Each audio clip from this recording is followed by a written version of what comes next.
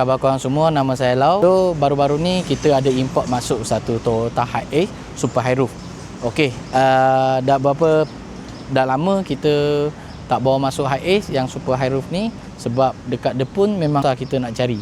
So, bagi hari ni aku akan buatkan satu full review berkenaan dengan Toyota Hi-Ace ni. Okey, bagi Toyota Hi-Ace ni Super High Roof dia, ketinggian dia adalah 3.1 meter sekurang-kurangnya, tambah dengan kita punya vent fan. Yang kedua tu untuk panjang dia adalah dalam 5.2 meter. So kalau korang tengok sekarang ni, korang boleh nampak lah Hi-Ace ni adalah dalam satu petak parking yang disediakan, parking yang standard dekat Malaysia ni. Dengan kereta ni menyediakan enjin 2.7 petrol. Enjin dia sama dengan seperti Toyota Fortuner. Okay, so jangan risau tentang spare part, senang kita nak dapat. Automatic 2-wheel drive. Kereta ni adalah rear-wheel drive. So kalau dekat Jepun, bagi Super High Roof ni memang jarang kita boleh dapat 4-wheel drive. Boleh dikatakan tak ada dekat model ni. Sebab apa? Sebab kereta dia dah cukup berat. So kalau bertambah lagi 4-wheel drive, kereta ni akan jadi lagi berat, lagi kuat makan minyak, lagi kuat maintenance.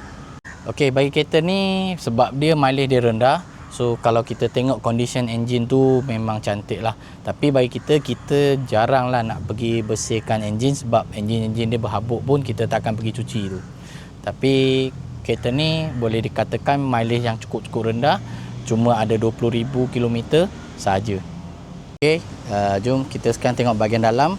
So owner minta kita pasangkan solar panel, pasangkan aircon 12 volt, pasangkan bateri lithium yang 300 mAh. So sekarang kita tunjukkan dalam feature-feature yang dalam dan aksesori yang dekat dalam juga ni. Okey, kalau kau nampak sekarang ni, yang sebelah kanan saya adalah tempat untuk switch yang buka lampu semua. Okey, so ini adalah tunjuk bateri pertama, ini adalah tunjuk bateri yang kedua. Okey, yang api-api semua dekat sini, air pump, lampu, lepas tu ini adalah air pump yang dekat belakang tu.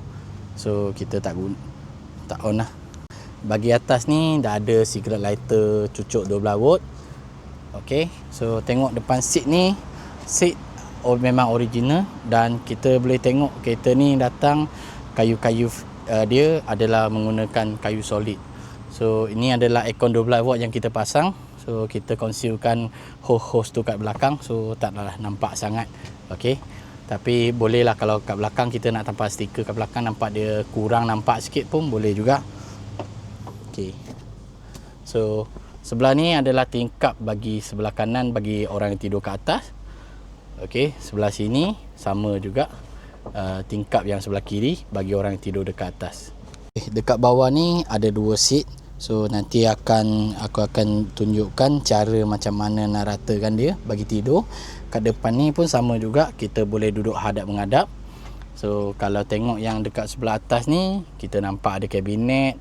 Ini aircon semasa running. Tadi aku tunjuk tu aircon semasa berhenti. Okey, ni adalah kabinet yang dekat atas. Kereta ni bagi saya tengok memang sungguh-sungguh cantik lah. Memang daripada condition dia, dengan tahun dia boleh jaga seperti macam ni, memang jarang lah kita boleh jumpa. Okey, so kejap lagi aku tunjuk cara macam mana nak adjustkan seat dia. Okey, dekat depan ni ada satu sinki, so kita boleh cuci tangan. Yang kat bawah ni adalah tempat storage air, satu bersih, satu kotor. Kalau yang kotor tu adalah air yang kita dah cuci daripada sinki, yang bersih tu sebelah kiri. Okey, so sini laci. Orang Jepun ni pandai, kadang dia pandai buat benda kecil-kecil ni. So kalau buka meja ni, kalau korang tengok meja ni, kita boleh duduk, kita boleh letak laptop atau kita boleh letak barang makan untuk bagi kat belakang ni. Okey, so sangat-sangat convenient lah untuk benda-benda yang dia orang buat ni. Okey, dekat sini ada kabinet kecil boleh simpan barang. Okey, kat sebelah bawah ni adalah kita punya battery system. Okey, battery system kita kat sini. Okey, datang sekali dengan blind semua. Tingkap ni boleh buka, boleh tutup. Okey, so untuk dapatkan udara semua. Lepas tu tadi saya lupa tunjuk tingkap atas ni, kita boleh blind atau kita boleh jadi netting. So kita boleh dua hala lah. Okey, kita boleh tutupkan dia. Kalau kita tak perlukan, kita boleh tutupkan dia. Okey, belai atau netting. Kita boleh buat dua. Okey, ni adalah kedudukan berdiri semasa saya dekat sini. So korang boleh nampak dekat ketinggian saya adalah 165. So banyak lagi lah. Kalau ikutkan kat dalam tu, I rasa boleh sampai 180. Okey, so tengoklah macam mana aku nak turunkan katil atas dulu, baru nanti aku akan buatkan cara dengan katil bawah ni. Pertama sekali, dia ada dua safety lock dekat tepi kabinet ni. Okey, ini kena buka. So sama juga sebelah sini pun kena buka juga. Okey, dah buka, dia ada satu main lock dekat sini. Okey, main lock ni kita kena onkan dia, baru katil ni boleh turunkan.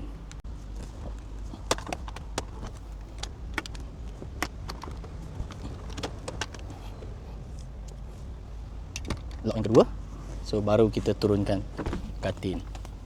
Okey, so sangat senang. Dalam 30 saat kita dah boleh turunkan katil ni. So katil ni kita boleh panjat, terus kita tidur dekat atas. So sangat senang. Saiz dia lebih kurang dalam 175. Okey, sekarang kita tolak balik. Cara sangat senang, tolak kat tengah ni, dan kita pula boleh lock dekat tepi ni. Salah satu kita dah boleh lock, dan kita boleh lock yang safety ni tengah tu. So ini yang lock kedua. Lock yang ketiga dekat sini. Okey, dah dapat, kita lock balik safety lock yang tadi kita buka safety belt tu. Okey, kita lock balik.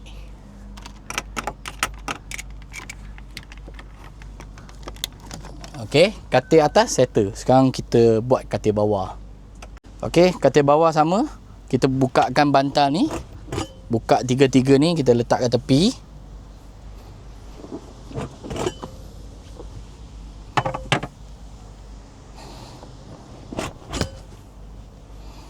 Okey, so apa yang kita buat, kita tarikkan katil yang kat bawah ni, kita bukakan dia pertama.